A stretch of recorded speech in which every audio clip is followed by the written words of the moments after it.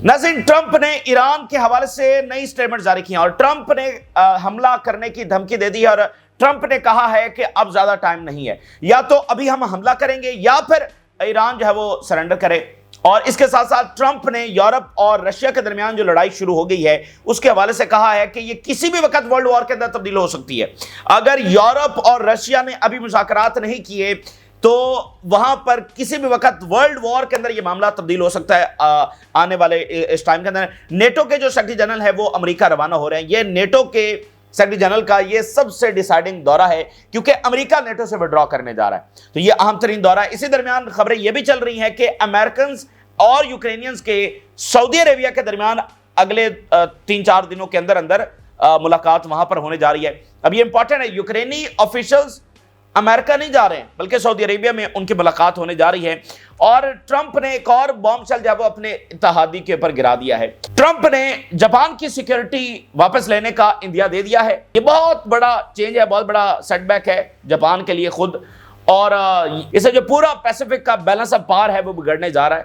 तो एक के बाद एक इत्तेहादी को ट्रंप निशाने के ऊपर ले रहे हैं और उनको कह रहे हैं कि हम आपको क्यों बचाएं। तो एक इजराइल पीछे रह गया है। अब तो जापान के बाद लिटरली सिर्फ एक इजराइल रह गया, जिसके बारे में अभी तक ट्रंप ने यह नहीं कहा कि हम आपको क्यों बचाएं। तो देखना यह है कि इस नई दुनिया में, इस बदलती दुनिया में अमेरिका इजराइल के साथ कितनी देर तक चलता है। अच्छा, अब नाज़रीन बात यह है कि यह बात तो स्टैब्लिश हो चुकी है वेस्ट के अंदर और डेफिनेटली बाकी दुनिया में भी, लेकिन वेस्ट को तो यह अंदाजा हो चुका है, यूरोप को तो यह अंदाजा हो चुका है कि वो ऑर्डर जो उन्होंने अमेरिका के साथ मिलकर वर्ल्ड वॉर 2 के बाद बनाया था वो तो खत्म हो चुका है। यानी अब डिबेट ये नहीं है कि वो ऑर्डर बचा हुआ है या नहीं, उसको बचाना है या नहीं, ये डिबेट नहीं है। ये बात अब वहां पर एस्टेब्लिश हो चुकी है। यूरोप अब इसको आहिस्ता आहिस्ता मान रहा है। अभी जो फ्रांस की स्टेटमेंट्स आई हैं बड़ी गैर मामूली हैं। फ्रांस के सदर ने कहा है कि ट्रंप जो है वो सारा ग्लोबल ऑर्डर को डिस्ट्रॉय कर दिया उसने और यूरोपीय यूनियन से इत्तेहाद खत्म कर दिया, नेटो से वो निकलने जा रहे हैं, तो वो ऑर्डर तो खत्म हो गया। अब बात यह है कि व्हाट्स नेक्स्ट। ये कोई किसी एक मुल्क का मामला नहीं हुआ, ये किसी एक रीजन का मामला नहीं हुआ। हम बात कर रहे हैं पूरी दुनिया की। भाई दुनिया एक निजाम के तहत चल रही है, एक सिक्योरिटी स्ट्रक्चर के तहत चल रही है, एक डायरेक्शन के अंदर चल रही है, एक ऊपर एक सिस्टम है जिसके अंडर वो चल रही है। अगर वो सिस्टम गिर गया है तो व्हाट्स नेक्स्ट? फिर नई दुनिया क्या होगी, कैसे तश्कील पाएगी, कौन किसका इत्तेहादी होगा, नया सिक्योरिटी स्ट्रक्चर जो है वो क्या होगा? तो मुल्कों को बड़े तेजी के साथ फिर फैसले करने, बहुत बड़े बड़े फैसले करने। और इसी तनाजुर में आप देखिए जो यूरोपियंस एक के बाद एक समिट कर रहे हैं। वर्ल्ड वॉर के बाद तो ऐसा कोई समिट नहीं हुआ। 2-2 दिन 3-3 दिन के वक्फे के बाद जो है वो उनके समिट्स हो रहे हैं और वो सबसे बड़े बजट्स जो है वो प्रपोज कर रहे हैं। $800 बिलियन तक का बजट उन्होंने प्रपोज कर दिया है, फौज को वो डबल कर रहे हैं। तो एक तो इसमें डेफिनेटली रशिया के साथ लड़ना है, लेकिन अगर इससे और आप कंप्रीहेंसिव अंदाज में देखें जो यूरोप की स्ट्रेटजी है वो ये है कि जब उनको ये अंदाजा हो गया है कि पिछला ऑर्डर गिर गया है तो नया ऑर्डर बनेगा ना, तो यूरोप ये पैगाम दे रहा है कि नई जो दुनिया, जो भी नया स्ट्रक्चर बनना है वो हमारे बगैर नहीं बन सकता। ऐसा नहीं हो सकता कि दुनिया की 3 बड़ी पावर्स अमेरिका, रशिया और चाइना ये कहीं बैठकर फैसले कर लें कि नया जो सिक्योरिटी बॉडीज होगी वो क्या होंगी और उसके बाद जो है वो अपना एक नया वर्ल्ड ऑर्डर ले आए। ऐसा नहीं हो सकता। यूरोप के बगैर फैसले नहीं हो सकते क्योंकि जो पिछला ऑर्डर बना था उसमें 3 बड़ी ताकतें थी, रशिया था, अमेरिका था और बर्तानिया था। इन तीनों ने बैठकर जो ये सारे फैसले किए थे। यूनाइटेड नेशन, ये फाइनेंशियल इंस्टीट्यूशन से लेकर आपका ये जो सारा स्ट्रक्चर आपको नजर आ रहा है, ठीक है। तो अब चूंकि अमेरिका यूरोप से बात नहीं कर रहा है, उससे वो पूछ नहीं रहा है, रशिया के साथ वो राब्ते में है, तो यूरोप बेसिकली ये दिखाना चाह रहा है कि हमारे बगैर कुछ भी जो है वो पॉसिबल नहीं है। लेकिन अब ये इसका अहाता करना इस सारी सूरत हाल का कि वो सारा ऑर्डर गिर रहा है, गिर चुका है, ये बड़ा मुश्किल काम है। आने वाले दिनों में इसके आपको असरात नजर आएंगे। पूरी दुनिया इससे डायरेक्टली जो है मुतासर होने जा रही है और देखना इसको यह है कि जो मिडिल ईस्ट है और इजराइल है वो इससे किस तरह से मुतासर होगा, वहां पर पावर ऑफ बैलेंस किस तरह से बिगड़ेगा। तो गोया जो गजा और यूक्रेन की जंगें हैं नाज़रीन, वो पूरे प्लेनेट को लिटरली अपनी लपेट में ले चुकी हैं। उसके असरात पूरे प्लेनेट के ऊपर लिटरली फैल चुके हैं। तो ये 2 इतनी बड़ी जंगें जो है वो तारीख की साबित हुई हैं। अच्छा, अब जरा हम ईरान से देखते हैं। ईरान से जो खबर आ रही है वो भी बहुत बड़ी खबर है। ईरान को ट्रंप की जानिब से लेटर लिखा गया है और जिसमें कहा गया कि डील करो वगरना हमला कर देंगे। उसके बाद ट्रंप की एक नई स्टेटमेंट सामने आ गई है और ट्रंप ने कहा है कि हम एक फैसला कुन मोड़ के ऊपर आ गए हैं। ये ट्रंप खुद कह रहा है और डील नाउ या फिर हम अटैक करने जा रहे हैं। ट्रंप की कुछ बड़ी गैर मामूली जो स्टेटमेंट्स हैं मैं आपके सामने रखता हूं। We have reached the last moment with Iran and it can not be allowed to possess a nuclear weapon. ये किसी मीडिया की स्टेटमेंट नहीं है, ये ट्रंप की स्टेटमेंट है और अल्फाज देखिए, लास्ट मोमेंट विद ईरान के ऊपर हम आ गए। Something will happen soon with Iran. Iran के साथ कुछ ना कुछ बहुत जल्दी होने जा रहा है। I would rather reach a peace agreement with Iran than the other options. मैं हमला करने की बजाय ईरान के साथ जब पीस एग्रीमेंट जो वो करना चाहूंगा। तो चूंकि एक बैकग्राउंड है ना, ईरान का न्यूक्लियर प्रोग्राम कोई 10 महीने पहले शुरू नहीं हुआ है, ये 40 साल से मामला चलता चला आ रहा है और ईरान को रोकने के लिए साइबर ऑपरेशंस क्या, बहुत सारी कार्रवाइयां, ईरान के साइंटिस्ट को मारना, ये साल से ये ऑपरेशन चलते रहे हैं। यानी एक बैकग्राउंड है, 40 साल का एक बैकग्राउंड है ईरान के न्यूक्लियर प्रोग्राम को रोकने के लिए। तो अब वो मौका आ गया है कि ईरान चलते चलते चलते चलते इतना करीब पहुंच गया है कि न्यूक्लियर उसकी दस्तरस के अंदर आ गया है। यानी अगर वो चाहे तो इस वक्त वो कैपेबिलिटी उसने हासिल कर लिया कि वो न्यूक्लियर को अचीव कर सकता है। तो इसलिए इसको लास्ट मोमेंट कहा जा रहा है कि 40 साल चलते चलते हम उस जगह पर आ गए कि ईरान अब हासिल कर सकता है, तो वो कह रहे हैं कि हम इसको हासिल नहीं करने देंगे। तो इसमें अगेन क्वेश्चन वही आ जाता है कि व्हाट काइंड ऑफ डील। भाई जब अगर इजराइल अपनी कार्रवाइयां इसी तरह से जारी रखेगा तो फिर ईरान कैसे अमेरिका की बात मान लेगा? किस तरह की डील? वही डील जो ऑलरेडी अमेरिका के साथ हुई थी, ईरान के ऊपर सैंक्शंस खत्म नहीं हुई और अमेरिका ने एक तरफा उसे विड्रॉ कर लिया। तो अब ईरान अमेरिका के ऊपर किस तरह से ट्रस्ट कर ले और अमेरिका क्या ईरान से सैंक्शंस खत्म करेगा? अगर सैंक्शंस खत्म नहीं करेगा तो फिर ईरान जब वो उसकी बात कैसे माने? तो ये बड़ा कॉम्प्लेक्स मामला है, ये आसान मामला नहीं है। और ट्रंप कह रहा है कि या तो अभी हमला होगा या फिर ईरान जो है वो सरेंडर करे। अब नाज़रीन, इसके जवाब में ईरान का बड़ा स्ट्रॉन्ग रिएक्शन आया है और कुछ बयानात आपके सामने रखते हैं। No negotiations with United States under the policy of maximum pressure. ये धमकियों वाली जुबान तो हमें समझ नहीं आती। इस तरह हम अमेरिका से कोई मुज़ाकरात नहीं करने जा रहे। Iranian nuclear program can not be destroyed militarily. दूसरी बात वो ये कर रहे हैं कि हमारा जो न्यूक्लियर प्रोग्राम है आप मिलिटरीली तबाह कर ही नहीं सकते हैं। फिर वो कह रहे हैं the policy of pressure and intimidation against us has failed at different times and repeating the failed experiment is a mistake. ये जो धमकियां हैं, ये प्रेशर है, ये जो सैंक्शंस हैं, ये तो एट डिफरेंट टाइम्स हम इसको भुगत कर आए हैं और ये हमारे खिलाफ कुछ कामयाबी हासिल नहीं कर सके। ये सारे टूल्स तो अभी ये कुछ कामयाबी हासिल नहीं कर सकेंगे। तो इसलिए ये एक मिस्टेक है इसी पॉलिसी को दोबारा अमेरिका की जानिब से आगे बढ़ाना। Our people will respond to illegal and inhuman pressure with resistance and steadfastness. हमारे लोग जो है वो इसका भरपूर रेजिस्टेंस के साथ जो है जवाब देंगे। Any Israeli attack on Iran will cause a large scale fire in the middle east. अगर इजराइल हमारे ऊपर हमला करता है तो ये पूरे मिडिल ईस्ट को अपनी जंग की लिपेट के अंदर ले लेगा, ठीक है, डेफिनेटली। और फिर अगर पूरा मिडिल ईस्ट, ये बात ध्यान में रखें कि पूरा मिडिल ईस्ट इस तरह से कभी जंग की लिपेट के अंदर नहीं आया है, तो अगर ये आ गया तो फिर डेफिनेटली स्ट्रेट ऑफ हॉर्मज़ बंद होगा, पूरी दुनिया की जो ऑयल सप्लाई है वो रुक जाएगी, पूरी दुनिया की इकॉनमी को शदीद धचका लगेगा। और इसमें कोई ऐसी बात नहीं है कि ये वर्ल्ड वॉर के अंदर यहां से मामला तब्दील हो सकता है। ईरान की जो देखें 7 मुल्कों की लिस्ट बनी, 6 के ऊपर हमला हो गया, ईरान के ऊपर क्यों नहीं हुआ? उसकी वजह सिर्फ यह है ईरान की जो स्ट्रेटेजिकल लोकेशन है ये बहुत मैटर करती है।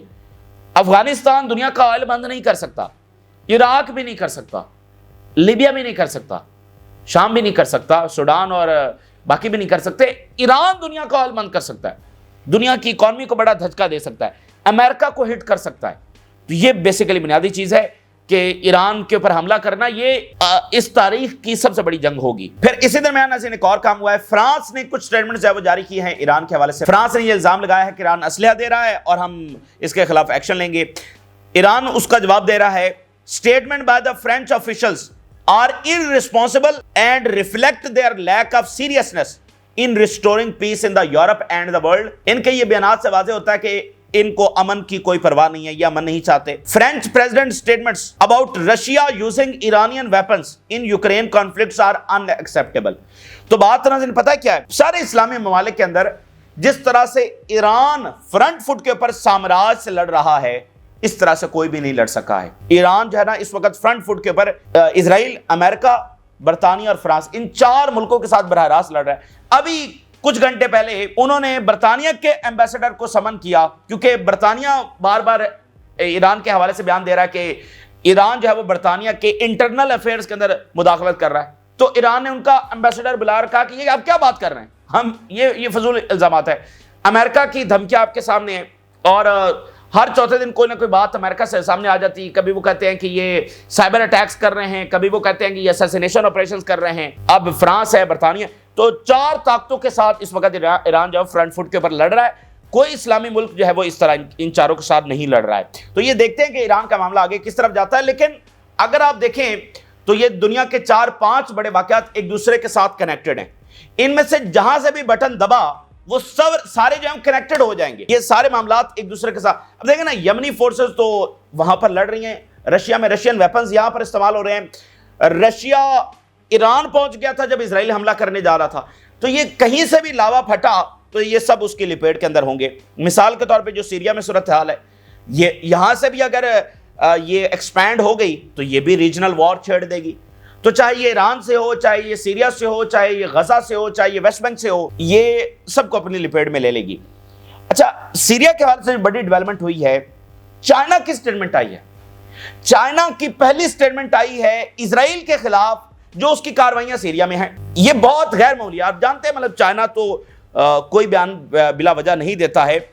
तो चाइना ने इजराइल के खिलाफ सीरिया में बयान दिया है। We condemn the massive air strikes launched by the recently by Israel on Syria. Israel attacks have consequences for efforts to resolve the Syrian chemical weapons issue. ये इजराइल ही है जो सारे फसाद की जड़ है, और इन्होंने जो एयर स्ट्राइक्स की हैं वो उसकी शिद्दत के साथ जो मुखालफत करते हैं, उसको कंडेम करते हैं, मजम्मत करते हैं। तो चाइनीज वफद 2 हफ्ते पहले सीरिया में आकर मुलाकात करके गया है, और आज उनकी जो है वो यहां पर स्टेटमेंट आ रही है, वो भी इजराइल के खिलाफ। तो पैसे बर्दा कुछ ना कुछ मामला जो है वो चल रहा है। इसी दरमियान जो दमास्कस अथॉरिटीज हैं, यानी जुलानी की जो फोर्सेज हैं, उन्होंने अनाउंस किया है कि वी आर फेसिंग वॉर। उन्होंने इन डेवलपमेंट्स को वॉर डिक्लेयर कर दिया है कि हमारे ऊपर बाकायदा जंग मुसल्लत हो चुकी है और हम इसका जो है सामना करेंगे। इजराइल की 2 नई स्टेटमेंट शाम के हवाले से आई हैं। Anyone who harms the Druze in the south will face our response. We will ensure that the South Syria remains demilitarized and free of threats and we will protect the Druze। अब ये बार बार एक तो Druze community का मामला जो है उसको exploit किया जा रहा है। बार बार इजराइल ये कह रहा है कि ये जो सारा जनूबी शाम है ये हमारे कंट्रोल के अंदर होगा और ये डीमिलिटराइज होगा। ये बड़ी खतरनाक बात है कि वो पूरे शाम को कब्जा करने की जो है बात कर रहे हैं। इसी दरमियान ईरान की सीरिया के हवाले से स्टेटमेंट आई है। We are monitoring the developments in Syria and are following with concern reports of violence and insecurity in its various regions। ठीक है, हम पूरी तरह से मॉनिटर कर रहे हैं। तो ये जनाब सीरिया की सूरत हाल है। अब जरा ट्रंप को डिस्कस करते हैं, उसके फैसले, यूक्रेन, यूरोप, नेटो और अगली दुनिया, नया वर्ल्ड ऑर्डर और मिडिल ईस्ट और इजराइल के ऊपर इसके असरात। नाज़रीन, ट्रंप ने पूरी दुनिया को हिला के रख दिया है और अब उसके असरात उन्होंने दुनिया को तो हिला के रख दिया है। दुनिया की सिक्योरिटी हिल गई है, दुनिया की इकॉनमी हिल गई है, बहुत सारे ममालिक का फ्यूचर हिल गया है। आप देख रहे हैं कनाडा की इकॉनमी मुतासर हो रही है, मेक्सिको मुतासर हो रही है, यूरोप की इकॉनमी मुतासर हो रही है, यूरोप का फ्यूचर दाव के ऊपर लग गया है। तो ये दुनिया तो हिल गई है।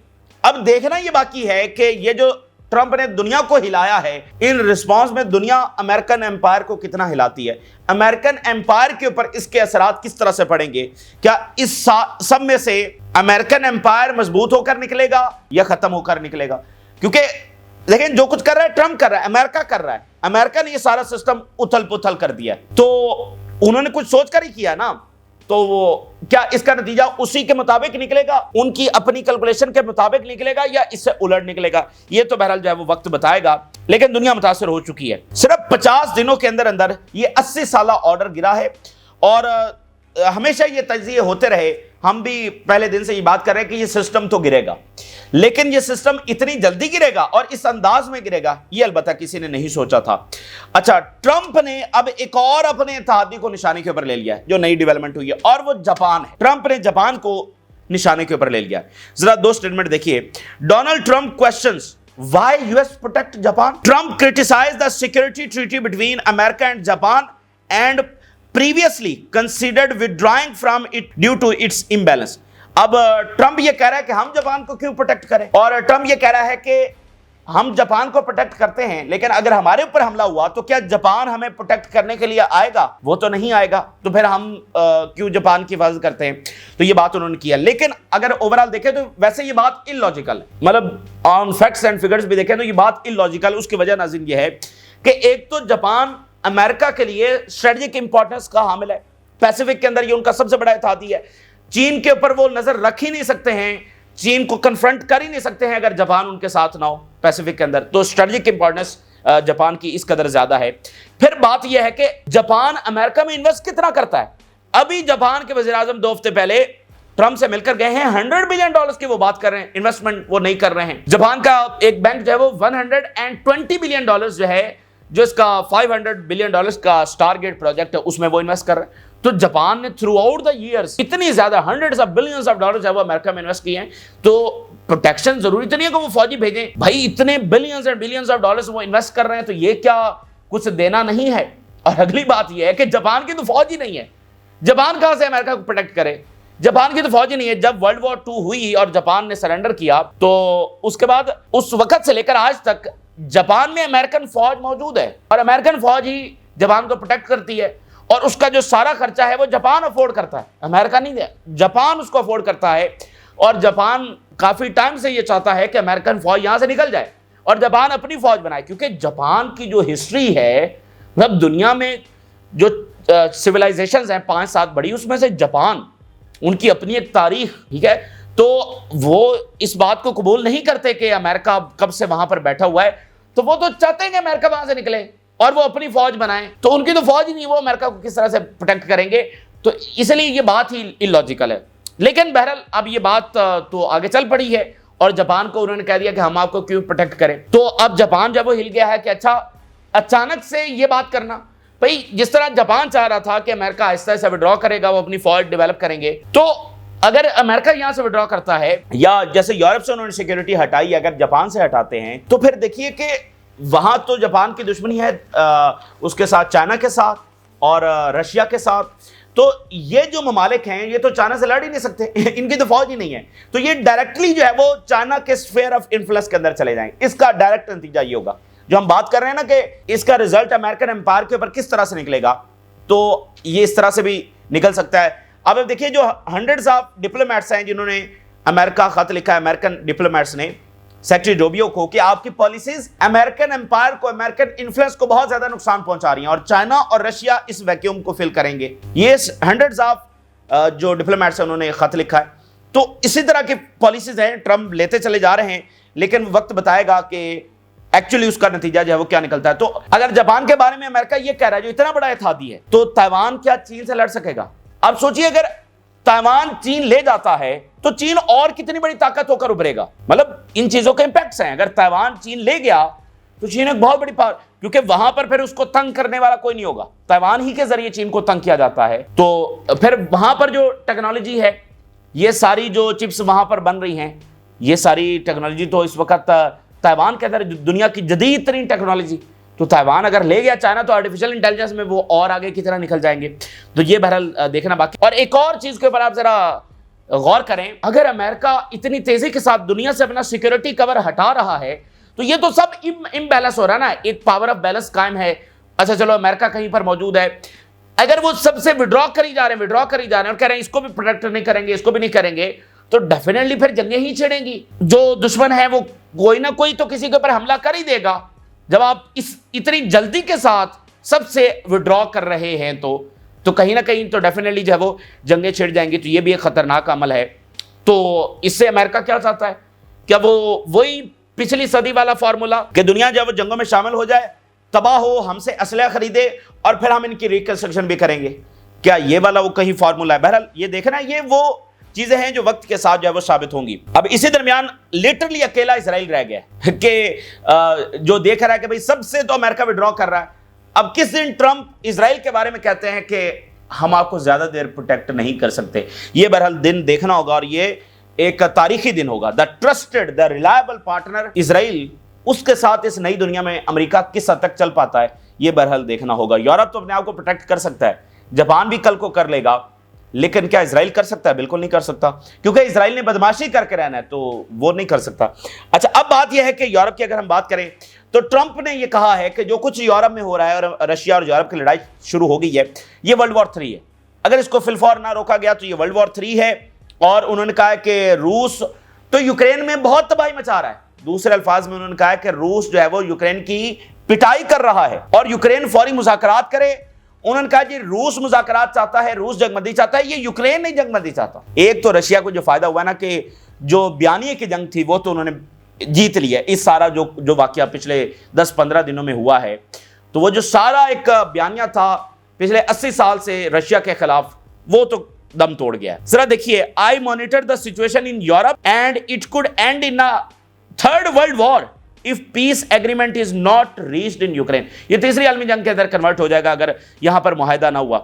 Russia is hitting Ukraine hard on the battlefield now.